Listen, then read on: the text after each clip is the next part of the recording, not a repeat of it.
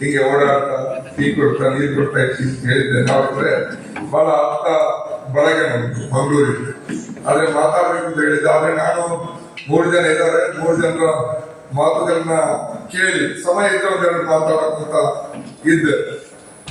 ಹಾಗೆ ಬರ್ತಾ ಬೆಳಿಗ್ಗೆ ಕೆಲವು ಸಾಮಾನ್ಯ ಭಾಷಣ ಮಾಡುವಾಗ ಪಾಯಿಂಟ್ ಗಳನ್ನ ಬರ್ಕೊಂಡು ಬರುವ ಅಭ್ಯಾಸ ಇಲ್ಲ, ಆದ್ರೆ ಕೆಲವು ಇವತ್ತು ಬೆಳಿಗ್ಗೆ ಕೂತ್ಕೊಂಡು ಪಾಯಿಂಟ್ ಮಾಡೋದು. ಈಗ ಈ ಪುಸ್ತಕದಲ್ಲಿ ಒಂದು ದಶಕದ ಕಥೆಗಳಿದೆ, ಕೊಲೆ ಪ್ರತಿಕೊಲೆಗಳ ಕಥೆಗಳಿದೆ. ನವೀನ್ ಸೂರ್ಯ ಪೋಸ್ಟ್ ಆಗಿದ್ರೆ ಕೆಳಗಡೆ ಬಂದು ಎಲ್ಲ ಏನು ಕಲರ್ ಕಲರ್ ಆಗಿ ಬೈದಿದ್ದಾರೆ. ನವೀನ್ ಸೂರ್ಯಗೆ ಇರ್ಷಾದ್ಗೆ ನನಗೆಲ್ಲ ಸೇರಿಸ್ಕೊಂಡು ಭೇಟಿ ಊಟ ತಿನ್ನುವವರು, ಕಾಂಗ್ರೆಸ್ ಗುಲಾಮರು, ಸರ್ಕಾರದಿಂದ ಬೇಕಾದಷ್ಟು ದುಡ್ಡು ಸಿಗತ್ತೆ ಅದರಿಂದ ಮಜಾ ಮಾಡ್ತೀರಿ ಅಂತ ಹೇಳಿದ್ದಾರೆ. ಯಾರ್ಯಾರು ಹೆಂಗೆ ಬದುಕ್ತಾರೆ ಅಂತ ಎಲ್ರಿಗೂ ಚೆನ್ನಾಗಿ ಗೊತ್ತಿದೆ. ಆದ್ರೆ ಒಂದು ಅಲ್ಲಿ ಇರುವಂತಹದ್ದು, ಅವರು ಬೇಸರ ಮಾಡಕ್ಕಂತ ದುಃಖ ಪಡುವಂತದ್ದು ಏನಿಲ್ಲ. ಹಿಂದೂ ಅಂತ ಕರೆಸ್ಕೊಂಡವರ ಕೊಲೆಗಳು ಏನಾಗಿದೆ ಅವರ ಬಗ್ಗೆನೂ ಕೂಡ, ಅವರ ಕುಟುಂಬಗಳನ್ನು ಕೂಡ ಸಂದರ್ಶನ ಮಾಡಿಕೊಂಡು ಆ ದುಃಖಗಳನ್ನು ಕೂಡ ಬಹಳ ಮನತತ್ವ ರೀತಿಯಲ್ಲಿ ಇರ್ಷಾದಲ್ಲಿ ಬರೆದಿದ್ದಾರೆ ಪುಸ್ತಕದಲ್ಲಿ. ಅದಕ್ಕಾಗಿ ನಾವು ಈ ಕೊಲೆಗಳನ್ನು ಬೇಕಾದಷ್ಟು ನೋಡಿದ್ದೀವಿ. ಕೊಲೆ ಆದ ಮೇಲೆ ಆ ಸತ್ತವರ ಕುಟುಂಬಗಳು ಮರ್ತೋಗಿತ್ತು. ಕೊಂದವರು ಕೂಡ ನಮ್ಮ ಕಣ್ಣಿಗೆ ಬೀಳೋದು ಕಡಿಮೆ, ಕೆಲವರಷ್ಟೇ ವಿಜೃಂಭಣೆ ಆಗ್ತಾ ಇರ್ತಾರೆ. ಸತ್ತವರ ಕುಟುಂಬ ಹೆಂಗಿರ್ತದೆ ಅಂತ ಗೊತ್ತೇ ಇರಲ್ಲ, ಅವರನ್ನೆಲ್ಲ ಹುಡ್ಕೊಂಡು ಹೋಗಿದ್ದಾರೆ ಇರ್ಷಾ. ಹುಡ್ಕೊಂಡೋಗಿ ಆ ಕುಟುಂಬಗಳ ಇವತ್ತಿನ ಕಣ್ಣೀರ ಕಥೆಗಳು, ರಕ್ತ ಕಣ್ಣೀರಾಗಿ ಹರಿತಾ ಇರುವಂತ ಕಥೆಗಳನ್ನ ಬರೆದಿದ್ದಾರೆ. ಖಂಡಿತವಾಗಿಯೂ ನಮಗೂ ಕೂಡ ನಾವು ಮಾಡ್ತಿರ್ತೀವಿ, ಅದನ್ನೆಲ್ಲವನ್ನ ನೆನಪು ಮಾಡುವಂತ ಪ್ರಯತ್ನವನ್ನು ಅವರು ಮಾಡಿದ್ದಾರೆ. ಆದ್ರೆ ಒಂದು ದಶಕದ ಕಥೆಗಳನ್ನು ಅವರು ಬರೆದಿದ್ದಾರೆ. ಆ ಕೊಲೆಗಳು ಮಂಗಳೂರಿನಲ್ಲಿ 92ರಲ್ಲಿ ಆರಂಭ ಆಗಿದೆ. ಬಹುಶಃ ಪ್ರಥಮ ಕೊಲೆ ನಾನಿರುವಂತ ಕಾಟಿಬಲ್ಲ ಗ್ರಾಮದಲ್ಲಿ ಆಯಿತು. ಬಾಬರಿ ಮಸೀದಿ ಹೊಡೆದ ದಿನವೇ ನಮ್ಮೂರಲ್ಲಿ ಕೊಲೆಯ ಮೂಲಕ ಸರಣಿ ಆರಂಭ ಆಯಿತು. ಬಹುಶಃ ಈಗ ಒಂದು 100 ಕೊಲೆಗಳಾದ್ರೂ ಆಗಿರ್ತದೆ ಅಂತ ಒಂದು ಸರಳ ಲೆಕ್ಕಾಚಾರ. 92ರವರೆಗೆ ಹೇಳಿದ್ರು ನಾವು ಹಬ್ಬ ಹರಿದಿನಗಳು, ರಂಜಾನ್ ಇರ್ಬೋದು, ರಾಮನವಮಿ ಇರ್ಬೋದು, ದಸರಾ ಇರ್ಬೋದು, ಚೆನ್ನಾಗಿ ಯಾವ ಭದ್ರತೆ ಇಲ್ಲದೆ ನಾವು ಹಬ್ಬಗಳನ್ನ ಎಲ್ಲರೂ ಜೊತೆಯಾಗಿ ಆಚರಿಸ್ತಾ ಇದ್ದೀವಿ ಅನ್ನೋ ಮಾತನ್ನ ಪ್ರಿಯಾಂಕಾ ಅವರು ಹೇಳಿದ್ರು. ಹೌದು, ಆಚರಿಸ್ತಾ ಇದ್ವಿ. ಆದ್ರೆ ಈಗ ಆಚರಿಸಕ್ಕೆ ಆಗ್ತಾ ಇದೆ. 92ರ ಬಾಬರಿ ಮಸೀದಿ ಡೆಮಾಲಿಷ್ ಆಗುವಾಗ ನಾನು ಈಗಿರುವ ಕಾಟಿಪಾಳ್ಯದಿಂದ ಒಂದು 4-5 ಕಿಲೋಮೀಟರ್ ದೂರ ಸುರತ್ಕಲ್ ಸೆಂಟ್ರಲ್ ಪಾಯಿಂಟ್, ಕುಳಾಯಿ ಅನ್ನುವಂಥ ಗ್ರಾಮ ಆ ಕಡೆ ಇದೆ, ಕಾಟಿಪಾಳ ಅನ್ನುವಂಥ ಗ್ರಾಮ ಈ ಕಡೆ ಇದೆ. ನಾನು ಕುಳಾಯಿಲಿದ್ದೆ. ಆವಾಗ ಇನ್ನೂ ಕೂಡ ಜೆನ್ಜಿ, ನಾವು ಇನ್ನು ಹದಿಹರೆಯದ ವಯಸ್ಸು. ನಾನು ಒಂದು ಸಲ ವರ್ತಮಾನ, ರವಿಶಂಕರ್ ರೆಡ್ಡಿ ಅವರ ವರ್ತಮಾನದಲ್ಲಿ ಬರೆದಿದ್ದೆ, ನಾವು ಕುಳಾಯಿ ಗಲಾಟೆ ಆದಾಗ ನಾವು ಅವಾಗೆಲ್ಲ ಒಟ್ಟಿಗೆ ಆಟ ಆಡ್ತಾ ಇದ್ದೆ. ಪಕ್ಕದಲ್ಲಿ ನನ್ನ ಮನೆಯ ಪಕ್ಕದಲ್ಲಿ ದಲಿತರ ಕೋಣಿ ಇತ್ತು. ಎಲ್ಲ ಇನ್ನುಳಿದ ಜಾತಿಗಳ ಹುಡುಗರು, ನಾವು ಬ್ಯಾರಿ ಹುಡುಗರು ಒಟ್ಟಿಗೆ ಕ್ರಿಕೆಟ್ ಆಡ್ತಾ ಇದ್ವಿ. ಒಟ್ಟಿಗೆ ಗೆಳೆಯವರು ನಾವು, ನಮ್ಮಲ್ಲಿ ಯಾವುದೇ ಭೇದ ಭಾವ ಇರಲಿಲ್ಲ. ಹಾಗೆ ಆಡ್ತಾ ಇದ್ದವರು ಅವತ್ತು ನಮ್ಗೆ ಮಸೀದಿಯಿಂದ ಯಾರೋ ಬಂದು ಹೇಳಿದ್ರು, ಮಸೀದಿ ಮೇಲೆ, ಕುಳಾಯಿ ಮಸೀದಿ ಮೇಲೆ ದಾಳಿ ಆಗ್ಬಹುದು, ನಾವು ಮಸೀದಿ ಕಾಯ್ಬೇಕು ಅಂತ. ನಾವೆಲ್ಲ ಹುಡುಗರು, ಮುಸ್ಲಿಂ ಹುಡುಗರು, ಇವಾಗ ನಮ್ಮ ಹಿಂದೂ ಗೆಳೆಯರ ಹತ್ರ, ದಲಿತ ಗೆಳೆಯರು ಇದ್ರು, OBC ಗೆಳೆಯರು ಇದ್ರು, ಅವ್ರಿಗೆ ಹೇಳಿದ್ವಿ ಹಿಂಗೆ ಬಂದಿದ್ದೆ, ನಾವು ಮಸೀದಿ ಹತ್ರ ಹೋಗ್ತೀವಿ, ಅಲ್ಲಿ ಏನಾದ್ರೂ ಆಗ್ಬಹುದು ಅಂತ. ನಾವು ಬ್ಯಾಟ್ ವಿಕೆಟ್ ಬಿಟ್ಟು ಆ ಕಡೆ ಹೋಗ್ತೀವಿ. ನನ್ನ ಈ ದಲಿತ ಹಿಂದೂ ತಿಳಿದ ಗೆಳೆಯರು, ಅಲ್ಲಿ ಮುಗಿಯರ ಸಮುದಾಯ, ದಲಿತರಲ್ಲಿ ಮುಗಿಯರು ಅಂತಿದ್ದಾರೆ, ಅಲ್ಲಿ ಅವರದು ಇದು ಒಂದು ದೇವಸ್ಥಾನ ಇದೆ, ಮಹಾಂಕಳಿ ದೇವಸ್ಥಾನ. ಅವರು ಅಲ್ಲಿಗೆ ಹೋದ್ರು, ಅಲ್ಲಿ ರೋಡ್ ಪಕ್ಕದಲ್ಲಿ ಅವ್ರ ಬಹುಶಃ ಅದನ್ನು ಕಾಯ್ಲಿಕ್ಕೆ ಹೋದ್ರು. ಹಂಗೆ ಹೋದವ್ರು ನಾವು ಮತ್ತೆ ಒಟ್ಟಾಗ್ಲೇ ಇಲ್ಲ ಮೈದಾನದಲ್ಲಿ, ಹಂಗೆ ದೂರ ಆದವ್ರು ದೂರವೇ ಆದ ಅಂತ ಒಂದು ಸ್ಥಿತಿ ಇರುವಂತಹದ್ದು. ಮತ್ತೆ ನನಗೆ ಪುರಾಣದ ಕಥೆಗಳೆಲ್ಲ ಚೆನ್ನಾಗಿ ಗೊತ್ತು. ಯಾಕೆಂದ್ರೆ ನಮ್ಮೂರು ಕುಳಾಯಿಯಲ್ಲಿ, ನನ್ನ ಹೆಂಡತಿ ಹುಡುಗರು ಕೂಡ ಕುಳಾಯಲ್ಲಿ ಇದೆ. ಈಗ ಅವರ ಮನೆಯ ಎದುರುಗಡೆನೆ ಊರಿನ 10 ಸಂವತ್ಸರ ಮನೆಯ ಅಂಗಳದಲ್ಲೇ 10 ಸಂವತ್ಸರ ಯಕ್ಷಗಾನ ಆಗ್ತದೆ. ಮತ್ತೆ ಇನ್ನೊಂದು ಬಂಟರ ಮನೆಯಲ್ಲಿ ಒಂದು ಯಕ್ಷಗಾನ, 2 ಯಕ್ಷಗಾನಗಳು ಗ್ಯಾರಂಟಿ. ನಾವು ಬಾಲ್ಯದ 5-6 ವರ್ಷದಿಂದ ಶುರುವಾಗಿ ಈ 92 ಕೋಮುಗಳವರೆಗೆ ಪ್ರತಿ ವರ್ಷನೂ ಯಕ್ಷಗಾನ ನೋಡಿದ್ವಿ, ಬೇರೆ ಬೇರೆ ಪ್ರಸಂಗಗಳನ್ನು ನೋಡಿದ್ವಿ. ಅದರಿಂದಾಗಿ ಪುರಾಣದ ಕಥೆಗಳೆಲ್ಲ ನಮ್ಗೆ ನಮ್ಮೊಳಗೆ ಹಿಡಿದಿದೆ. ಊರಲ್ಲಿ 3 ದೇವಸ್ಥಾನ ಇತ್ತು, ಕೊಡದಬ್ಬು, ಮಂಕಲಿ, ಇನ್ನೊಂದು ಕೂಡ ಕೊಡದಬ್ಬು. ಆ 3 ದೇವಸ್ಥಾನದಲ್ಲಿ ಪ್ರತಿ ವರ್ಷ ದೇವರ ಕೋಲವನ್ನೇ ಮಾಡ್ತಾ ಇತ್ತು. ಹಂಗೆ ನಾವು ಬೆಳೆದಿದ್ವಿ. ಈಗ 92ರ ನಂತರ ಯಕ್ಷಗಾನ ನೇಮಕೋಲ ಉರುಸ್ರಲ್ಲಿ ಹುಟ್ಟಿ ಹೋಗೋದು ಬಿಡಿ, ಸ್ಕೂಲ್ ಡೇಗಳಿಗೆ ಮುಸ್ಲಿಮರು ಒಟ್ಟಿಗೆ ಭಯಪಡುವಂತ ಸ್ಥಿತಿ ನಿರ್ಮಾಣ ಆಯ್ತು. ಹೊಡೆದಾಟ ಬೆಳೆದಾಟ ಈ ರೀತಿ ದೂರಾದ ಬಹುಶಃ ಅಷ್ಟು ವಿವರವಾಗಿ ಹೇಳಲಿಕ್ಕೆ ಸಮಯ ಇಲ್ಲ. ಇಂತಹ ಸ್ಥಿತಿಯಲ್ಲಿ ಇವತ್ತು ಬದುಕ್ತಾ ಇರುವಂತಹ ನಾವು ಈ ರಕ್ತ ಕಣ್ಣೀರಾಗಿರುವಂತಹ ಕಥೆಗಳನ್ನ ನಾವೆಲ್ಲರೂ ಓದ್ಬೇಕಾಗಿದೆ. ಇದರಲ್ಲಿ ಒಂದು 10-15 ಕಥೆಗಳಿದೆ. ನಮ್ಮ ಇದರಲ್ಲಿ ಒಂದು 13 ನೀವು ಇದರಲ್ಲಿ ಕೊಟ್ಟಿರೋದು ಅಲ್ವಾ, 13 ಪುಟಗಳನ್ನ ಸಂದರ್ಶನ ಮಾಡಿದ್ದೀವಿ ಜಿಲ್ಲೆ. ನಮ್ಮ ಕಾಟಿಮಲ್ಲ 1ರಲ್ಲಿ 9 ಜನರ ಕೊಲೆಗಳಾಗಿದೆ. 92ರಿಂದ ಹಿಡಿದು 2002ರವರೆಗೆ 9 ಜನರ ಕೊಲೆಗಳಾಗಿದೆ. ಅದನ್ನ ಕೆಲವು ನಾನು ಹೆಸರುಗಳನ್ನ ನಿಮ್ಗೆ ಉಲ್ಲೇಖಿಸ್ತೀನಿ, ಅದನ್ನ ನಾನು ಪಾಯಿಂಟ್ ಮಾಡ್ಕೊಂಡು ಭಾಷಣಕ್ಕೆ ಪಾಯಿಂಟ್ ಮಾಡ್ಕೊಂಡು. 92ರಲ್ಲಿ ಸುಲೈಮಾನ್ ಅನ್ನುವಂಥವರನ್ನ ಕೊಲೆ ಆಯಿತು. ಆತ ತನ್ನ ಮನೆಯಲ್ಲಿ ಅವತ್ತೆಲ್ಲ ಬಂದು ಕರ್ಫ್ಯೂ ತನ್ನ ಮನೆಯಲ್ಲಿ ಕೇರ ಮಾಡ್ತಾ ಇದ್ದ ಅಣ್ಣ ತಮ್ಮಂದಿರ ಜೊತೆ ಸೇರ್ಕೊಂಡು. ಆ ಮುಸ್ಲಿಮರ ಏರಿಯಾದಲ್ಲಿ ಏನೋ ಹಿಂದೂಗಳ ಮೇಲೆ ದಾಳಿ ಆಗ್ತದಂತೆ ಏನೋ ಗಾಸಿಪ್ಗಳು ಹರಡಿ ಹಿಂದೂ ಏರಿಯಾದಿಂದ ಒಂದು ತಂಡ ಮುಸ್ಲಿಂ ಏರಿಯಾಗಳ ಕಡೆ ಬಂತು. ಬರುವಾಗ ಫಸ್ಟ್ ಸಿಕ್ಕಿದ ಮನೆ ಸುಲೈಮಾನ್ ಮುಸ್ಲಿಂ ಏರಿಯಾ ಎಂಟ್ರ್ ಆಗುವಾಗ ಅವರಿಗೇನು ಗೊತ್ತಿಲ್ಲ, ಎಲ್ಲ ಪರಿಚಯದವರು ಆಟ ಆಡ್ತಾ ಇದ್ರೆ ಮನೆ ಮೇಲೆ ಅಟ್ಯಾಕ್ ಆಗುತ್ತೆ. ಅಣ್ಣ ತಮ್ಮಂದ್ರ ಮೇಲೆ ಹೊಡೆತದಲ್ಲಿ ಸುಲೈಮಾನ್ ಸತ್ತು. ಅಲ್ಲಿಂದ ಕೊಲೆಗಳು ಆರಂಭ ಆಯಿತು. ಅವರ ಅಣ್ಣ ಈಗಲೂ ಇದ್ದಾರೆ, ಕಾಂಗ್ರೆಸ್ ಪಕ್ಷದಲ್ಲಿ ಸಕ್ರಿಯರಾಗಿದ್ದಾರೆ, ಹುಸೇನ್ ಕಾಟಿಪಳ್ಳ ಕವಿ ಮತ್ತು ಹಾಡುಗಾರ. ಈಗಲೂ ಅವರಿಗೆ ಸೌಹಾರ್ದದ ಇದರಲ್ಲಿ ಬಹಳ ಆಸಕ್ತಿ. ಈಗಲೂ ಆ ಸೌಹಾರ್ದದ ಹಾಡುಗಳನ್ನ ತಾನೇ ಸಾಹಿತ್ಯ ಹಾಕಿ, ನಾವೆಲ್ಲ ಸೌಹಾರ್ದ ಕಾರ್ಯಕ್ರಮಗಳನ್ನ ಮಾಡ್ತಾ ಇದ್ರೆ ಅವರೇ ಒಂದು ಸಾಹಿತ್ಯ ಹಾಕಿ ಸಂಗೀತ ಸಂಯೋಜನೆ ಮಾಡಿ ಒಂದು ಹಾಡ್ತಾರೆ. ಅವರೇನು ಕೋಮುವಾದಿ ಆಗಲಿಲ್ಲ, ಸುಲೈಮಾನ್ನಿಂದ ಆರಂಭ ಆಯಿತು. ಅದೇ ವರ್ಷ ಅದಾದ್ಮೇಲೆ 98ರಲ್ಲಿ ಕೋಮುಗಲಭೆ. ಆ ವರ್ಷ ಮತ್ತೊಂದು ಕೊಲೆ ಆಯ್ತು. ಪರಮೇಶ್ವರ ಅಂತ ಒಬ್ಬ ಬಿಲ್ಲವ ಸಮುದಾಯವರನ್ನ ಕೊಲೆ ಆಯ್ತು ಮುಸ್ಲಿಂ ಏರಿಯಾದಲ್ಲಿ. ಆ ಗುಂಪು ಘರ್ಷಣೆ 2 ಕಡೆಯಿಂದ. ಮಸೀದಿ ಹತ್ರ ಮುಸ್ಲಿಮರು ನಿಂತಿದ್ರೆ ಆ ಕಡೆಯಿಂದ ಹಿಂದೂ ಯುವಕರ ತಂಡ ಈ ಕಡೆ ಬಂದ್ರು. ಆ ಹೊಡೆದಾಟದಲ್ಲಿ ಪರಮೇಶ್ವರ ಅಂತ ಬಿಲ್ಲವ ಒಬ್ಬ ಸಂಸಾರಕ ಗೃಹಸ್ಥ ಸತ್ತೋದು. ಆ ರೀತಿ 2 ಕೊಲೆಗಳಾಯ್ತು. ಇದು ಕೋಮು ಗಲಭೆಗಳಲ್ಲಿ ಕಾಟಿಪಳ್ಳದಲ್ಲಿ ಆದಂತಹ ಕೊಲೆಗಳು. ಆಮೇಲೆ ಸೀರಿಯಸ್ ಆಗಿ ಪ್ರತೀಕಾರದ ಕೊಲೆಗಳು ನಡೀತಾ ಹೋದವು. ಮತ್ತೆ 98ರಲ್ಲಿ ಇನ್ನೊಂದು ಕೋಮುಗಲಭೆ ಆಯ್ತು. ಜಾಕೀರ್ ಹುಸೇನ್ ಒಬ್ಬ ವಿದ್ಯಾರ್ಥಿ ಆಗಷ್ಟೇ ಪದವಿ ಮುಗಿಸಿದ್ದ. ಆತನ ಮನೆಯಲ್ಲಿ ಆತನ ಅಕ್ಕ ಮತ್ತು ಅಣ್ಣ ರಜಾಕ್ ಅಂತ ಹೇಳಿದ್ರು. ಅವರು ನೆರೆಕೆರೆಯ ಅದು ಮುಸ್ಲಿಮ ಮನೆ ಏರಿಯಾ ಮುಗಿದ ತಕ್ಷಣ ಹಿಂದೂ ಏರಿಯಾ 5ನೇ ಪ್ಲಾಟ್ ಅಂತ ಅಲ್ಲಿ ಹಿಂದೂ ಏರಿಯಾದಲ್ಲಿ ಇದೆ ಮನೆ. ಎಲ್ಲರ ಮಕ್ಕಳಿಗೆ ಟ್ಯೂಷನ್ ಕೊಡ್ತಾ ಇದ್ರು. ಅದರಿಂದ ಅವರಿಗೆ ಧೈರ್ಯ, ನಮ್ಗೇನಾಗ್ಲಿಕ್ಕಿಲ್ಲ, ಎಲ್ಲರೂ ನಮ್ಮವರೇ, ನಮ್ಮ ಮನೆಯಲ್ಲೇ ಟ್ಯೂಷನ್ ಬರುವಂತ ಹುಡುಗರು ಈಗ ಸ್ವಲ್ಪ ಬೆಳೆದಿರುವಂತ ಅವ್ರ ಮನೆಯ ತಮ್ಮಂದಿರು ತಂಗಿಯಂದಿರು ಟ್ಯೂಷನ್ಗೆ ಬರ್ತಾರೆ ಅಂತ ಹೇಳಿ ಆ ಧೈರ್ಯದಲ್ಲಿ ಇದ್ರು. ಅಲ್ಲಿ ನಾಗರಾಜ ಅನ್ನುವಂತ ಇನ್ನೊಬ್ಬ ಹಿಂದೂ ಯುವಕನ ಲೀಡರ್ ಇದ್ದ. ಆತನ ಮೇಲೆ ದಾಳಿ ಆಗಿದೆ. ಆತನ ಮನೆಗೆ ಹೋಗಿ ಕೋಮುಗಲಭೆ ಟೈಮಲ್ಲಿ ಒಂದು ಕೋಮುಗಲಭೆ ಎಂಡಾಗ್ತಾ ಬಂತು. 10 ದಿವಸ ನಡೆದಿತ್ತು. ದಾಳಿ ಆಗುವಾಗ ಆ ನಾಗರಾಜನ ಮನೆಗೆ ಹೋಗಿ ಎಲ್ಲ ಮುಸ್ಲಿಮರು ಓಡಿದ್ರು. ಎಲ್ಲ ಸಣ್ಣ ಪುಟ್ಟ ಗಾಯ ಆಗಿದೆ. ನಾಗರಾಜನ ಮೇಲೆ ದಾಳಿ ಆಯ್ತು. ಆತನನ್ನು ಕೊಂದು ರೂಮರೆಲ್ಲ ಆರಂಭಿತು. ಆವಾಗ ಪ್ರತೀಕಾರಕ್ಕಾಗಿ ಮುಸ್ಲಿಮರನ್ನ ಹುಡ್ಕೊಂಡು ತಂಡ ಹೊರಡುತ್ತಲ್ಲಿದ್ದ. ಹೊರಡುವಾಗ ಈ ಜಾಕಿರು ಬಾಗಿಲ ಹತ್ರ ನಿಂತ್ಕೊಂಡಿದ್ದಾನೆ ಮನೆಯಲ್ಲಿ. ಆತನಿಗೆ ಧೈರ್ಯ, ನಮ್ಗೇನ್ ಮಾಡ್ತಾರೆ, ನಮ್ಮ ಮನೆಯಲ್ಲಿ ಆಡಿ ಬೆಳೆದವರು ಅಂತ. ಅವ್ರ ಸೀತ ನುಗ್ಗಿದ್ದೆ ಜಾಕೀರ್ ಮನೆಗೆ. ತಾಯಿಗೂ ಹೊರಡು, ಎಲ್ರಿಗೂ ಹೊರಡು. ಜಾಕೀರನ್ನ ಕೊಂದು ಕೊನೆಗೆ ಒಂದು ಡೈಲಾಗ್ ಹೇಳಿದ್ರಂತ ಟೀಮ್ ಹೊರಗಡೆ ಹೋಗ್ತಾ. ಅಮ್ಮ ಪರಿಚಯ ಅಲ್ಲ ಜಾಕೀರಮ್ಮ. ಅಮ್ಮ ಬೇಜಾರು ಕೊಚ್ಚಿ ಕೋಮುಗಲಭದ ಸಂದರ್ಭ ಇದು ಕೂಡ ಸಹಜ ಅಂದ್ರೆ ಕೋಮು ಸಂಘರ್ಷ ನಮ್ಗೆ ಏನ್ ಮಾಡಕ್ಕಾಗಲ್ಲ, ಇದೆಲ್ಲ ಸಹಜ, ಬೇಜಾರು ಮಾಡಬೇಕಿಂದ ತಾಯಿಗೆ ಸಮಾಧಾನ ಮಾಡಿ ಹೋದ್ರು. ಈ ರೀತಿಯಾದಂತಹ ಇದನ್ನ ನೋಡ್ಕೊಂಡು ನಾವು ಬೆಳೆದವರು. ಈಶ್ವರನ ಪುಸ್ತಕ ಬಹುಶಃ ನಾನು ಅವಾಗ ಈಶ್ವರ ಹೊರತು ಮಾತಾಡ್ತಾ ಹೇಳಿದೆ, ಪುಸ್ತಕ ಇದರಲ್ಲಿ ದಪ್ಪ ಇದೆ, ತಿಳಿದಿದೆ ಅಂತ. ಎಲ್ಲ ಬರೆದ ಇದಕ್ಕಿಂತ ದಪ್ಪ ಆಗುವಷ್ಟು ಕಥೆಗಳಿದೆ ಅಂತ.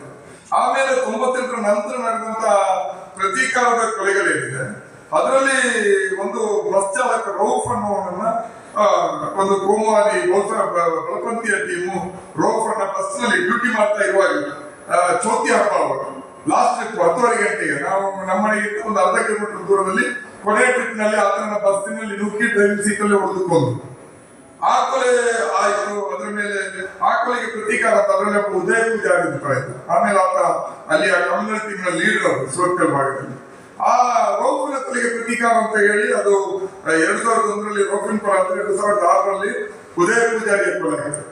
ಉದಯ ಪೂಜಾರಿಯ ಕೊಲೆಗೆ ಪ್ರತೀಕಾರ ಅಂತ ಹೇಳಿ ಒಬ್ಬ ತೀರಾ ಇನ್ನೋಸೆಂಟ್ ವಿದ್ಯಾರ್ಥಿ PUC ಡಿಗ್ರಿ ಫಸ್ಟ್ ಇಯರ್ ತಂದೀಮ್ ಅಂತ ಕಾಟಿಪಳ್ಳ, ನಮ್ಮ ನೆರೆಕೆರೆ ಮನೆ ಹುಡುಗ ಕಾಟಿಪಳ್ಳದಲ್ಲಿ ತಂದೀರ್ನನ್ನ ಕ್ರಿಕೆಟ್ ಟೂರ್ನಮೆಂಟ್ ನೋಡ್ತಾ ಇರುವಾಗ ನಡು ರಸ್ತೆಯಲ್ಲಿ ಬೈಕ್ನಿಂದ ಎಳೆದು ಹಾಕಿ ಕಡಿದು ಕೊಂದ್ರು ತಂದೀರ್ ಮಾಡಿ. ಆತನ ತಂದೆ ನನ್ನ ಜೊತೆ ಸಕಲೇಶ್ಪುರದಲ್ಲಿ ಜವಳಿ ವ್ಯಾಪಾರ ಮಾಡ್ತಾ ಇದ್ದ ಅಫ್ಸಾಲಿ ಟೆನಿಸ್. ಮಗ ತೀರ್ಕೊಂಡಿದ್ದು, ತಂದೆ ತೀರ್ಕೊಂಡಿದ್ದು, ತಾಯಿ ಜೊತೆ ಇದ್ದ ಮಗ ಆತನನ್ನು ವಿದ್ಯಾರ್ಥಿಯನ್ನೇ ಕೊಲೆ ಮಾಡಿದ್ರು. ಇದಾದ್ಮೇಲೆ ನಿಮ್ಗೆ ಗೊತ್ತಿದೆ ದೀಪಕ್ ರಾವ್, ಇದರಲ್ಲಿ ಇದೆ ಕತೆ, ದೀಪಕ್ ರಾವ್ ಕೊಲೆ. ಆತ ಕೂಡ ಯಾವುದೇ ರೀತಿಯಾದಂತಹ ಗಲಾಟೆ ಇವುಗಳಲ್ಲಿ ಒಬ್ಬ ಹಿಂದೂನ ಕೊಡಬೇಕು, ದೀಪಕ್ ರಾವ್ ಸಿಕ್ಕಿದ ಆತನ ಕೊಲೆ.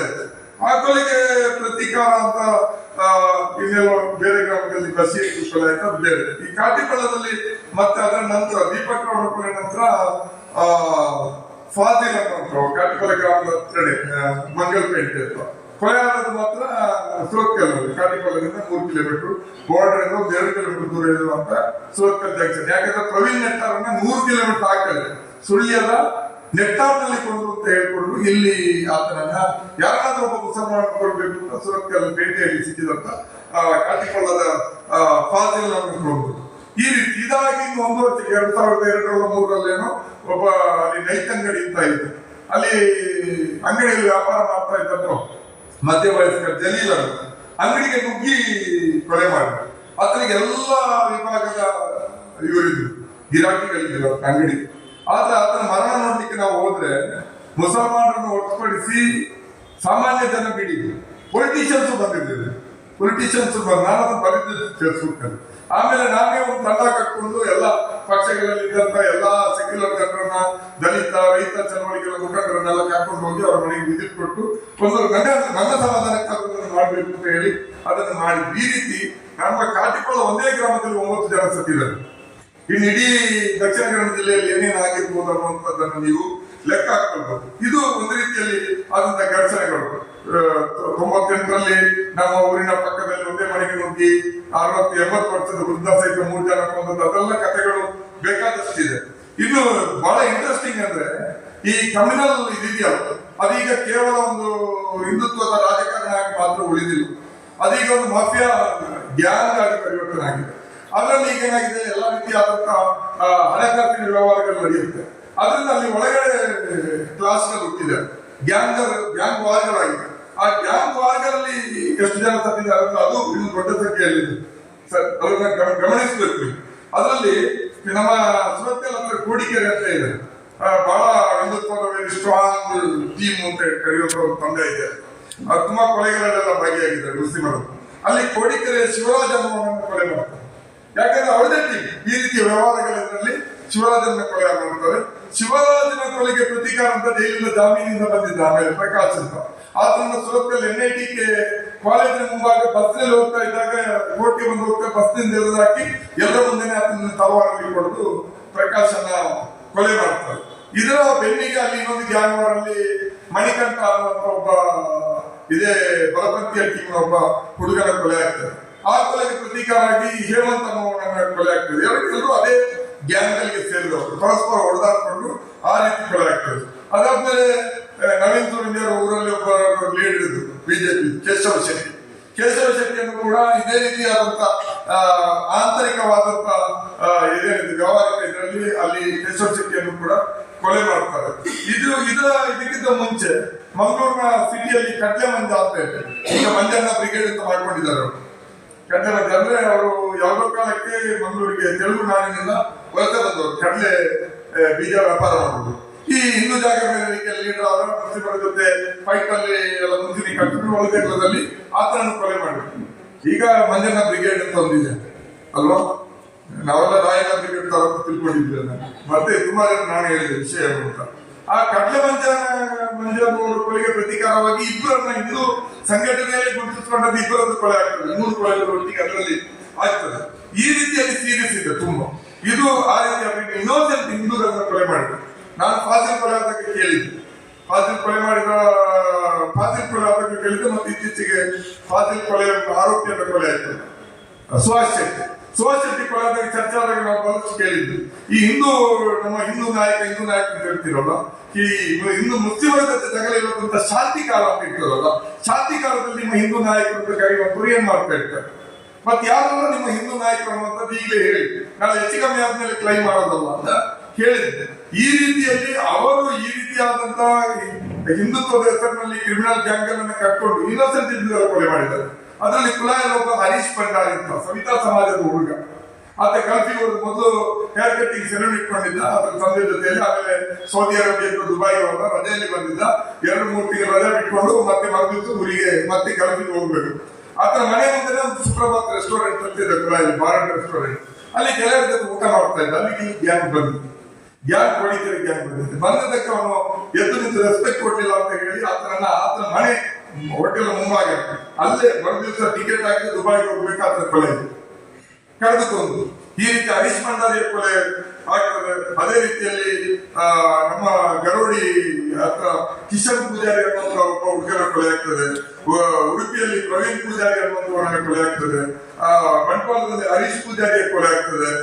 ಇನ್ನೊಬ್ಬ ಕುಂದಾಪುರದ ಕೃಷ್ಣ ಪಾಟಲಿ ಅನ್ನೋವನ ಕೊಲೆ ಆಗ್ತದೆ. ಈ ರೀತಿಯಲ್ಲಿ ಸೀರಿಯಸ್ ಆಗಿ ಇನ್ನೋಸೆನ್ಸ್ ಆದಂತ ಹಿಂದೂಗಳನ್ನ ಅಥವಾ ತಮ್ಮನ್ನು ಒಪ್ಪದಿರುವಂತ ಹಿಂದೂಗಳ ಕೊಲೆ ಆಗ್ತದೆ. ಇದರಲ್ಲಿ ನಮ್ಮ ಡಿವೈಎಫ್ಐನ ಒಬ್ಬ ಕಾಮ್ರೇಡ್ ಆಗಿದ್ದಂತ ನಮ್ಮ ಶ್ರೀನಿವಾಸ್ ಧ್ವಜ ಕೂಡ ಒಬ್ಬ. ಆ ರೀತಿ ಕೋಮಾದವನ್ನು ಎದುರಿಸಿದ್ದಕ್ಕಾಗಿ ಕೊಲೆ ಆಗಿರುವಂತದ್ದು, ಮೈನಾರಿಟಿಗಳ ಮೇಲೆ ದಾಳಿ ಆದಾಗಿದ್ದು ನಿಂದದಕ್ಕಾಗಿ ಕೊಲೆ ಆದದ್ದು ಶ್ರೀನಿವಾಸ್ ಧ್ವಜ. ಈ ರೀತಿ ಹಿಂದೂ ಅಂತ ಇವರನ್ನು ನಾವು ಹಿಂದೂಗಳು ಅಂತ ಕ್ಲೈಮ್ ಮಾಡಲು ಅಮಾಯಕ ಹಿಂದೂಗಳನ್ನ ಕೊಂದದ್ದು ಈ ರೀತಿ ಇದೆ. ಅವರ ಒಳಗಡಿನ ಆಂತರಿಕ ಸಂಘರ್ಷಕ್ಕೆ ಬಲಿಯಾದಂತದ್ದು ಕೂಡ ಬಹಳಷ್ಟು ಇದೆ. ಇದು ಈ ಪುಸ್ತಕದಲ್ಲಿ ಇನ್ಕ್ಲೂಡ್ ಆಗದಂತಹದ್ದು. ಅದರ ರೀತಿಯಲ್ಲಿ ಇವರ ಮೋರಲ್ ಪೊಲೀಸಿಂಗ್ ಏನು, ಮೋರಲ್ ಪೊಲೀಸಿಂಗ್ ಆತ್ಮಹತ್ಯೆ ಮಾಡ್ಕೊಂಡು ಹೆಣ್ಮಕ್ಳು ಇಷ್ಟಿದ್ದಾರೆ. ಯಜಮಾಡಿ ಮಣಿತ ಮೀನುಗಾರರು ಬಿಲ್ಲವ ಸಮುದಾಯದ ಮೀನುಗಾರರ ಸಮುದಾಯದಿಂದ ಹೊಡಿ ತೀರಾ ಬಡ ಕುಟುಂಬದವರಿಗೆ ಅಲ್ಲಿ ಇಂಡಸ್ಟ್ರಿಯಲ್ ಎಸ್ಟೇಟ್ ಇದೆ ಮುಲ್ಕಿ ಹತ್ರ, ಅಲ್ಲಿ ಕೆಲಸ ಮಾಡ್ತಾ ಇದ್ರೆ ಅಲ್ಲೊಬ್ಬ ಇರುಳು ಆತನಿಗೆ ದೃಷ್ಟಿ ಇಲ್ಲ, ಇರುಳು ಗುರುಳು ಕೇಳ ಅಂತಾರಲ್ಲ, ಇರುಳ ದೃಷ್ಟಿ ಇಲ್ಲ.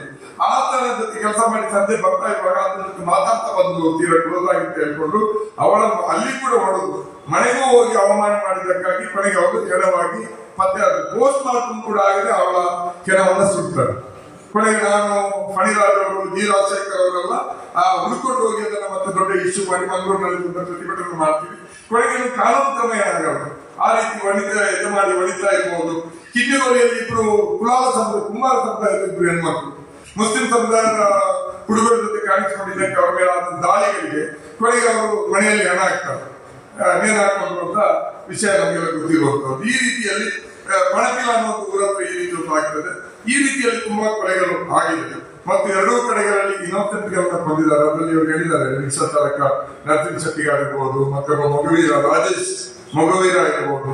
ಅದೇ ರೀತಿ ಮಂಗಳೂರಿನಲ್ಲಿ ಒಬ್ಬ ಅಂಗವಿಕಲ ಆಚಾರ್ಯ ಸಮುದಾಯದ ಒಬ್ಬ ಹಿಂದೂವನ್ನು ಮಂಗಳೂರು ಸಿಟಿಯಲ್ಲಿ ಬಂದು ಇಂಥ 1000 ಕಥೆಗಳು ಮಂಗಳೂರಿನಲ್ಲಿ ಸಿಗ್ತದೆ.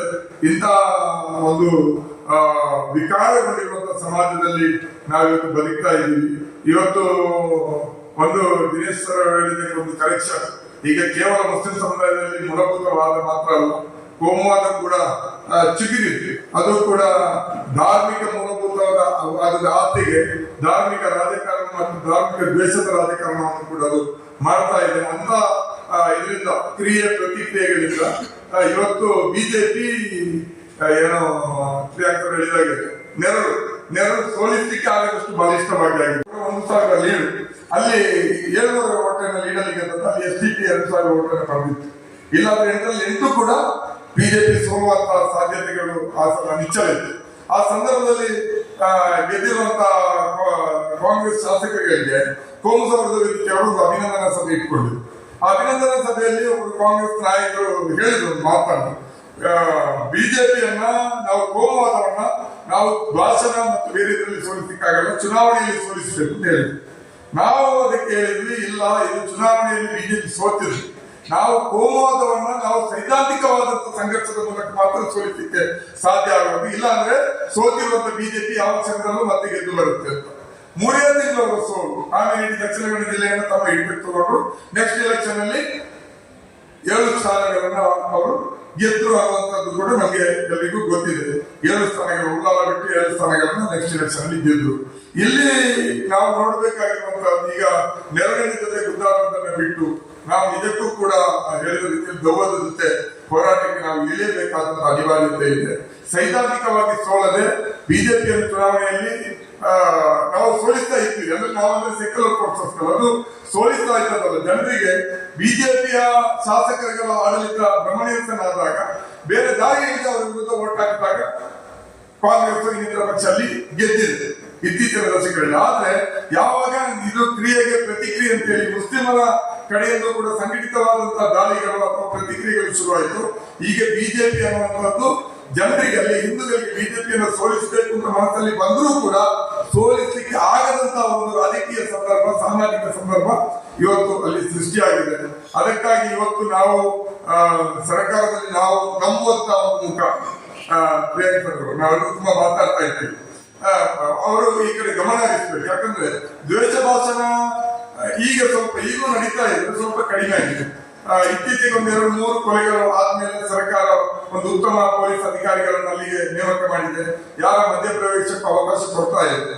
ಆದ್ರೆ ಇದು ಒಂದು ರೀತಿಯಲ್ಲಿ ಮುಂದಿನ ಏನು ಯುದ್ಧಕ್ಕೆ ಒಂದು ಸಿದ್ಧತೆ ಅವಧಿ ಕೂಡ ಆಗಿರಬಹುದು. ಅದರಿಂದಾಗಿ ಪೊಲೀಸರಿಂದ ಅಷ್ಟೇ, ಲಾ ಅಂಡ್ ಆರ್ಡರ್ ಅಷ್ಟೇ ಕೋಮುವಾದವನ್ನು ಸೋಲಿಸಲಿಕ್ಕೆ ಆಗೋದಿಲ್ಲ. ಒಂದು ಸೈದ್ಧಾಂತಿಕವಾದಂತಹ, ಒಂದು ಸಾಂಸ್ಕೃತಿಕವಾದಂತಹ, ಒಂದು ಸೆಕ್ಯುಲರ್ ಆದಂತಹ ಒಂದು ಮೂವ್ಮೆಂಟ್ ಇವತ್ತು ನಮ್ಮ ಕರಾವಳಿ ಕರ್ನಾಟಕದಲ್ಲಿ ಅಗತ್ಯ ಇದೆ. ಯೂನಿವರ್ಸಿಟಿಗಳಲ್ಲಿ, ಶಿಕ್ಷಣ ಸಂಸ್ಥೆಗಳಲ್ಲಿ ಮತ್ತು ಸಾಂಸ್ಕೃತಿಕ ವಲಯದಲ್ಲಿ ಕೆಲಸ ಮಾಡುವಂತಹ ಒಂದು ಪ್ರಯತ್ನವನ್ನು ಸಂಘಟಿತವಾಗಿ ಮಾಡಬೇಕು. ಸರ್ಕಾರ ಕೂಡ ಅಂತ ಯೋಜನೆಗಳನ್ನ ರೂಪಿಸಬೇಕು. ಪೊಲೀಸರ ಮಾತ್ರ ಅದನ್ನೆಲ್ಲವನ್ನು ಮಾಡಬಾರದು ಅನ್ನುವಂಥ ನಿರೀಕ್ಷೆ ಇತ್ತು. ಅದು ಬಹುಶಃ ಸೂಕ್ತ ಅಲ್ಲ ಅನ್ನುವಂಥದ್ದು ನಮ್ಮ ಅಭಿಪ್ರಾಯ. ಆ ನಿಟ್ಟಿನಲ್ಲಿ ಕೆಲಸಗಳಾಗಬೇಕು. ಕರಾವಳಿಯಲ್ಲಿ ಬಹಳಷ್ಟು ಸಮಸ್ಯೆಗಳಿದೆ. ಯುವಜನರಲ್ಲಿ ಬದುಕಿನಲ್ಲಿ ಬಹಳ ದೊಡ್ಡ ರೀತಿಯಲ್ಲಿ ಅಭದ್ರತೆಗಳಿದೆ. ಎಲ್ಲಾ ಸಮುದಾಯಗಳಿಗೂ ಕೂಡ ಸಮಸ್ಯೆಗಳಿದೆ. ನಮ್ಮ ಕರಾವಳಿಯಲ್ಲಿ ಮನೆಗೊಬ್ರು ಅಥವಾ 2-3 ಜನ ಗಲ್ಫ್ ಕಂಟ್ರೀಸ್ ಅಲ್ಲಿದ್ದಾರೆ. ಆದ್ರೆ ನಮ್ಮ ಸರ್ಕಾರದ ಜೊತೆ ಅಲ್ಲಿ ದುಡಿದು ಇಲ್ಲಿಯ ಸಂಪತ್ತು ಹೆಚ್ಚಿಸ್ತಾ ಇದ್ದವರಿಗೆ ಒಂದು ಕಲ್ಯಾಣ ಯೋಜನೆ ಕೇಳುವ ಅನ್ನುವ ಮಟ್ಟಿನ ಪ್ರಜ್ಞೆ ಕೂಡ ಇವತ್ತು ಕರಾವಳಿಯಲ್ಲಿ ಇಲ್ಲ. ಯಾಕಂದ್ರೆ ನಾವು ಬಿಸಿ ಇದ್ದೀವಿ, ತಮಿಳುನಾಡಿನಲ್ಲಿ ಬಿಸಿ ಇದ್ದೀವಿ. ಕಂಬಳದಲ್ಲಿ ನಮ್ಮ ರಾಜಕಾರಣಿಗಳು ಕೆಲವರಿಗೆ ಹೋಗ್ತಾರೋ ಅಥವಾ ಬೇಸರ ಆಗ್ತಾರೋ ಗೊತ್ತಿಲ್ಲ. ಬಿಜೆಪಿ ಅವರ ಕೈಯಲ್ಲಿ ದಿನೇಶ್ ಸರ್ ಹೇಳಿದ ರೀತಿಯಲ್ಲಿ ಕಂಬಳ ಇದೆ, ಹುಲಿಗಳಿದೆ, ಇನ್ನೇನೇನೋ ಇದೆ. ಆದ್ರೆ ಅವರನ್ನು ಸೋಲಿಸಬೇಕು ಅಂತ ಬಯಸುವಂತಹ ಕಾಂಗ್ರೆಸ್ ಮುಖಂಡರುಗಳು ಕೂಡ ಅಲ್ಟರ್ನೇಟಿವ್ ಆಗಿ ಇದನ್ನೇ ಮಾಡ್ತಾ ಇದ್ದಾರೆ ಹೊರತು ಬೇರೆ ಯಾವುದೇ ಕಾರ್ಯಕ್ರಮಗಳನ್ನು ಕೂಡ ಮಾಡ್ತಾ ಇಲ್ಲ. ಅದರಿಂದಾಗಿ ಸೈದ್ಧಾಂತಿಕ ಹೋರಾಟಕ್ಕೆ ನಾವು ಸಿದ್ಧರಾಗಬೇಕು. ಈಗಾಗಲೇ ನವೀನ್ ಸೂರಿಂಜೆ ಮತ್ತಿದ್ರು ಈ ದ್ವೇಷ ಭಾಷಣ ಮಾಡ್ತಾ ಇದ್ದವರನ್ನು ಕಟ್ಟೆ ಹಾಕುವಂತ ಪ್ರಯತ್ನ ಕೋರ್ಟ್ ಅಲ್ಲಿ ಮಾಡ್ತಾ ಇದ್ದಾರೆ. ಸರ್ಕಾರ ದ್ವೇಷ ಭಾಷಣ ಮಾಡಿ ಪದೇ ಪದೇ ಅವರಿಗೆ ಸ್ಟೇ ಸಿಗ್ತಾ ಇದೆ. ಬಲವಂತದ ಕ್ರಮ ಬೇಡ, ಬಹಳ ಸುಲಭವಾಗಿ ಪಡ್ಕೊಳ್ತಾ ಇದ್ದಾರೆ. ಅದರಿಂದಾಗಿ ಕಾನೂನಾತ್ಮಕವಾಗಿ ಅವರು ಕಟ್ಟಿ ಹಾಕಲಿಕ್ಕೆ ಸರ್ಕಾರದ ಕಡೆಯಿಂದ ವಿಶೇಷವಾದಂತಹ ಪ್ರಯತ್ನಗಳು ನ್ಯಾಯಾಲಯದಲ್ಲಿ ಕೂಡ ನಡೀಬೇಕಾಗ್ತದೆ. ಮತ್ತು ನಾವೆಲ್ಲರೂ ಕೂಡ ಬಹಳಷ್ಟು ಕೆಲಸಗಳನ್ನು ಸಂಘಟಿತರಾಗಿ ಮಾಡಿದ್ದೀವಿ. ಇವತ್ತು ನಮ್ಮ ಜೊತೆ ಕಿಶೋರ್ ಅವರು ವೇದಿಕೆಗೆ ಬಂದಿದ್ದಾರೆ, ಪ್ರಿಯಾಂಕರ್ ಅವರು ಬಂದಿದ್ದಾರೆ. ಎಲ್ಲರೂ ಪಕ್ಷಗಳು ನಮ್ಗೆ ಬೇರೆ ಬೇರೆ ಇರ್ಬೋದು, ಭಿನ್ನ ಆಕಾರಕ್ಕೆ ಭಿನ್ನಾಭಿಪ್ರಾಯಗಳಿರ್ಬೋದು. ಅದ್ರ ಆಚೆಗೆ ಒಂದು ಸೆಕ್ಯುಲರ್ಗಳಾಗಿ ನಾವು ಜಾತ್ಯತೀತರಾಗಿ ವಿಚಾರವಂತರಾಗಿ ಒಟ್ಟಾಗಿ ಒಂದು ಸಂಘರ್ಷವನ್ನು ಮಾಡಬೇಕಾಗಿದೆ. ರಕ್ತ ಕಣ್ಣೀರಿನ ಪುಸ್ತಕದ ಪುಟಗಳು ಇನ್ನಷ್ಟು ದಪ್ಪ ಆಗದ ರೀತಿಯಲ್ಲಿ ನಾವು ನೋಡ್ಕೊಳ್ಳುವಂತ ಜವಾಬ್ದಾರಿ ನಮಗೆ ದೊಡ್ಡದಿದೆ. ನಾನಂತೂ ಇದೆಲ್ಲವನ್ನು ಲೈವ್ ಆಗಿ ನೋಡ್ತಾ ಬಂದಿರುವವರು. ನಾವು 17-16 ವರ್ಷದವರೆಗೆ ಜೊತೆಯಾಗಿದ್ವಿ. ಆಮೇಲೆ ಇವತ್ತು ಸರಿ ಆಗ್ಬೋದು, ನಾಳೆ ಸರಿ ಆಗ್ಬೋದು ಅಂತ ತಿಳ್ಕೊಂಡ್ರೆ ಇವತ್ತು ನನ್ನ ಮಕ್ಕಳು ಕೂಡ ಜೊತೆಯಾಗಿ ಆಟ ಆಡ್ಲಿಕ್ಕೆ ಅಸಾಧ್ಯ ಆದಂತ ಸ್ಥಿತಿ ಇದೆ. ಇನ್ನೊಂದು ಮಾತಲ್ಲಿ ನಾನು ಕೊನೆಗೊಳಿಸಲಿಕ್ಕೆ ಬಯಸ್ತೀನಿ. ನಾನು ನನ್ನ ಮಾತೃಭಾಷೆ ಬ್ಯಾರಿ, ಮಂಗಳೂರು ಕಡೆಯ ಮುಸಲ್ಮಾನರಾದಂತ ಮಾತೃಭಾಷೆ ನಂದು ವಿಶ್ವವಿದ್ಯಾಲಯ. ನಾವು ಕನ್ನಡ ಕಲ್ತಿದ್ದು ಶಾಲೆಗಳು. ಆದ್ರೆ ಅಲ್ಲಿಯ ತುಳುವರು, ಹಿಂದೂಗಳಾದಂತಹ ತುಳು ಮಾತೃಭಾಷೆ ಅಷ್ಟೇ ಸಾಧ್ಯವಾಗಿ ಕಲ್ತಿದ್ವಿ. ಮಾತೃಭಾಷೆ ಅದು. ನನ್ನ ತಾಯಿಗೆ ಕನ್ನಡ ಬರ್ತಾ ಇರಲಿಲ್ಲ. ಕನ್ನಡ ಯಾರಾದ್ರೂ ಮಾತಾಡಿದ್ರೆ ಬಹಳ ಕಷ್ಟಪಟ್ಟು ಮಾತಾಡೋದು, ಏನೇನೋ ಮಾತಾಡೋದು ಕನ್ನಡ. ಯಾಕಂದ್ರೆ ತುಳು ಚೆನ್ನಾಗಿ ಬರ್ತಾ ಇತ್ತು. ನೆರಕಲ್ಲ ತುಳು. ಶಾಲೆಗೆ ಹೋಗಿರ್ಲಿಲ್ಲ, 1ನೇ ಕ್ಲಾಸಿಗೆ ಹೋಗಿರ್ಲಿಲ್ಲ. ಅದರಿಂದ ಕನ್ನಡ ಬರ್ತಾ ಇರಲಿಲ್ಲ. ಅಂತ ತುಂಬಾ ಜನ ಇದ್ರು ನಮ್ಮಲ್ಲಿ ಕನ್ನಡ ಬರ್ದಿರೋರು. ಆದ್ರೆ ಅವ್ರಿಗೆಲ್ಲರಿಗೂ ತುಳು ಬರ್ತಾ ಇತ್ತು. ಈಗಿನ ಜನರೇಷನ್ ಏನಾಗಿದೆ ಅಂದ್ರೆ ಕನ್ನಡ ಬರ್ತದೆ, ಇಂಗ್ಲಿಷ್ ಬರ್ತದೆ, ಬ್ಯಾರಿ ಬರ್ತದೆ. ಬ್ಯಾರಿ ಮಾತೃಭಾಷೆ ಕನ್ನಡ ಮತ್ತು ಇಂಗ್ಲಿಷ್ ಶಾಲೆಯಲ್ಲಿ ಕಲಿತಿದ್ದಾರೆ, ತುಳು ಬರಲ್ಲ. ಈಗ ನಾವು ಎಲ್ಲಾದ್ರೂ ಬ್ಯಾರಿ ಏರಿಯಕ್ಕೆ ಹೋದ್ರೆ ತುಳುವಲ್ಲಿ ಭಾಷಣ ಮಾಡ್ಲಿಕ್ಕೆ ಆಗಲ್ಲ. ನಾವು ಕನ್ನಡದಲ್ಲಿ ಮಾತಾಡ್ಬೇಕಾಗುತ್ತೆ, ತುಳು ಬರಲ್ಲ. ಯಾಕಂದ್ರೆ ಅಲ್ಲಿಯ ಹಿಂದೂ ಮುಸಲ್ಮಾನರ ಮಧ್ಯೆ ಸಂಬಂಧಗಳೇ ಇಲ್ಲ ಅನ್ನೋಷ್ಟು ಕಡಿಮೆ ಆಗಿದೆ. ಮುಸಲ್ಮಾನರಿಗೆ ಪ್ರತ್ಯೇಕ ಶಾಲೆಗಳಿದೆ. ಏನು ಈ ಅಂಗನವಾಡಿ ಕೆಲಸದ ಮಟ್ಟಿಗೆ ಇರ್ತಾರೆ, ಪ್ಲೇ ಸ್ಕೂಲ್ಗಳು. ಅಲ್ಲಿಂದ ಮುಸಲ್ಮಾನರಿಗೆ ಪ್ರತ್ಯೇಕ ಸ್ಕೂಲ್ಗಳು, ಹಿಂದೂಗಳಿಗೆ ಪ್ರತ್ಯೇಕ ಸ್ಕೂಲ್ಗಳು, ಕ್ರೈಸ್ತರಿಗೆ ಪ್ರತ್ಯೇಕ ಸ್ಕೂಲ್ಗಳು, ಆ ರೀತಿ ಪ್ರತ್ಯೇಕ ಆಗಿದ್ದೀವಿ. ಅದರಿಂದಾಗಿ ಒಂದಾಗುವಂತ ಅವಕಾಶಗಳು ತೀರಾ ಕಡಿಮೆ ಇರೋದ್ರಿಂದ ನಾವು ಇದನ್ನು ವಿಶೇಷವಾದಂತಹ ರೀತಿಯಲ್ಲಿ ಕರಾವಳಿಯಲ್ಲಿ ಲ್ಯಾಬೊರೇಟರಿಯಲ್ಲಿ ನಾವು ನಮ್ಮದೇ ಆದಂತಹ ಒಂದು ಪ್ರಯೋಗಗಳ ಮೂಲಕ ಪ್ರಯತ್ನವನ್ನು ಮಾಡಬೇಕಾಗುತ್ತೆ. ಅದರಲ್ಲಿ ಎಲ್ಲರೂ ಒಗ್ಗೂಡಿ ಕೆಲಸಗಳನ್ನು ಮಾಡಬೇಕು. ಆ ನಿಟ್ಟಿನಲ್ಲಿ ಇರ್ಷಾದ್ ಉಪ್ಪಿನ ಅಂಗಡಿ ಒಂದು ಅತ್ಯುತ್ತಮ ಪ್ರಯತ್ನವನ್ನು ತಮ್ಮ ನೀತಿಯೊಳಗೆ ಮಾಡಿದ್ದಾರೆ. ಇದು ಎಲ್ಲರೂ ಓದುವಂತಾಗಲಿ ಮತ್ತು ಈ ನಿಟ್ಟಿನಲ್ಲಿ ರಕ್ತ ಕಣ್ಣೀರನ್ನ ಇನ್ನಷ್ಟು ಹರಿದು ಹೋಗದ ರೀತಿಯಲ್ಲಿ ನೋಡಲಿಕ್ಕೆ ನಾವೆಲ್ಲರೂ ಕೆಲಸಗಳನ್ನ ಮಾಡೋಣ. ಮತ್ತು ಅಂತ ಪುಸ್ತಕಗಳು ಇವತ್ತು ಕರಾವಳಿಯಲ್ಲಿದೆ, ಮಲೆನಾಡಿನ ಕಡೆ ಕಾಲಿಟ್ಟಿದೆ, ಗುಲ್ಬರ್ಗದ ಕಡೆಗೂ ಅದು ತನ್ನ ಭಾವಗಳನ್ನು ವಿಸ್ತರಣೆ ಮಾಡಿದೆ. ಅಲ್ಲಿ ನಾವು ಈ ಸರ್ತಿ ಯಾವ ರೀತಿ ಅಲ್ಲಿ ಫೈಟಿಂಗ್ ನಡೆದು ಅನ್ನುವಂಥದ್ದು ನೋಡಿ ಒಂದು ಖುಷಿ ಅಂದ್ರೆ ಪ್ರಿಯಾಂಕ್ ಖರ್ಗೆ ಅಂತ ಅವರು ನಮ್ಮಲ್ಲಿ ಯಾರು ಸಿಗೋದಿಲ್ಲ. ಪ್ರಿಯಾಂಕ್ ಖರ್ಗೆ ಅವ್ರದ್ದು ಅಲ್ಲಿ ಇಷ್ಟೆಲ್ಲ ಆಗ್ತಾ ಇದೆ. ರಮಣ ಹತ್ರ ಬಿಟ್ಟರೆ ಯಾರು ತುಟಿಯ ಬಿಚ್ಚಿಲ್ಲ ನಮ್ಮ ಕಡೆ. ಪ್ರಿಯಾಂಕ್ ಖರ್ಗೆ ಅವ್ರ ಸಪೋರ್ಟ್ ಯಾರು ಬರಲಿಲ್ಲ. ರಮಣ ಹತ್ರ ಒಬ್ರು ಮಾತ್ರ ಒಂದು ಪ್ರೆಸ್ ಮೀಟ್ ಮಾಡಿದ್ರು. ಇಂಥ ಸ್ಥಿತಿ ಇರುವಾಗ ನಾವು ಎಚ್ಚೆತ್ತುಕೊಳ್ಬೇಕು. ಸೈದ್ಧಾಂತಿಕ ಹೋರಾಟ ಇಲ್ಲದೆ ನಾವು ಉಳಿಲಿಕ್ಕೆ ಸಾಧ್ಯ ಇಲ್ಲ. ನಾವು ಯಾವುದೇ ಸೆಕ್ಯುಲರ್ ಶಕ್ತಿಗಳು ಕೂಡ ಉಳಿಲಿಕ್ಕೆ ಸಾಧ್ಯ ಇಲ್ಲ ಅನ್ನೋ ಮಾತನ್ನು ಹೇಳ್ತಾ ಸ್ವಲ್ಪ ಹೆಚ್ಚು ಸಮಯ ತಗೊಂಡಿದ್ದೀನಿ ಅಂತ ಅನಿಸ್ತದೆ. ಅದಕ್ಕೆ ಕ್ಷಮೆ ಕೊಟ್ಟು ನನ್ನ ಮಾತಿಗೆ ಮುಗಿಸಿ ನಮಸ್ಕಾರ.